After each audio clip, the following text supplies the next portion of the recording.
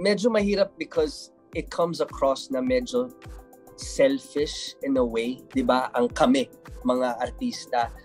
Lahat ng pamilya nagkakaaway, nagkakalabuan.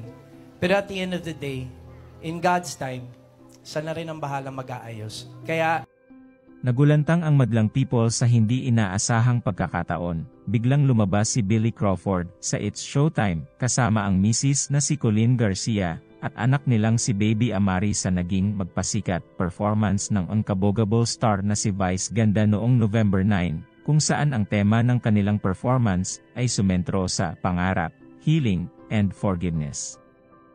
Matapos ang napakatagal na pagtatampuhan, ay sa wakas sumulpot na rin si Billy sa naturang programa bilang guest ni Vice Ganda.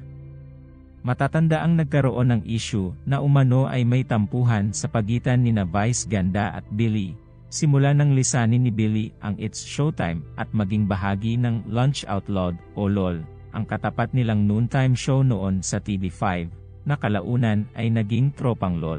Hanggang nagwakas na rin ito.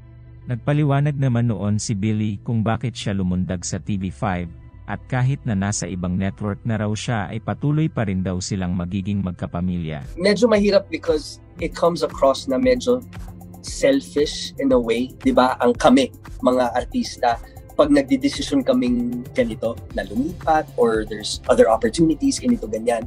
Pero at the end of the day, yung totoong pakiramdam ng tao, yung totoong hirap nang makikita mo yung pamilya mong may kailangan pa at hindi ka na secure kung nasaan ka, gagawa ka ng paraan para maiahon lahat ng tao na mahal mo sa buhay. Ngunit nagulat ang lahat sa balitang nag-unfollow umano sila sa Instagram accounts ng isa't isa noong November 2021. Nadamay pa sa gusot ang dating direktor ng It's Showtime na si Direk Bobet Bidanes, at dati nilang co-host din na si Kuya Kim Atienza na nasa Kapuso Network na. Sa pag-guest ni Billy at Colleen ay natuldukan na ang matagal ng bali-balita na hanggang ngayon ay hindi sila okay, pero inamin ng komedyante at host na nagkaroon sila ng hindi pagkakaunawaan noon ni Billy. For some reason may nagkaroon ng emergencies, sana hindi naman grabe, pero may nagkaroon ng emergency sa kabila, bigla akong napayagang biglang gawin to. And katulad ng sinabi mo, Vice, nahanap ko ang aking asawa at nabuo ang aking pamilya dahil dito sa programang ito.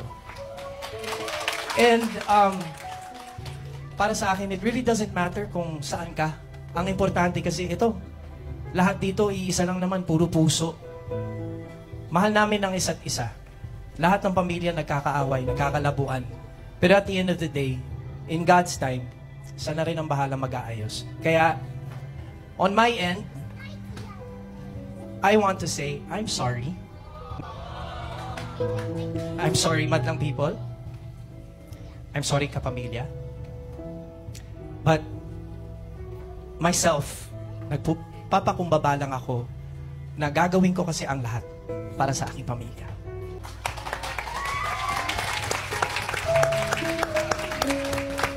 Matapos nito, maraming naantig na madlang people at tila wini-wish ng marami sa kanila na makabalik na si Billy sa nasabing noontime show.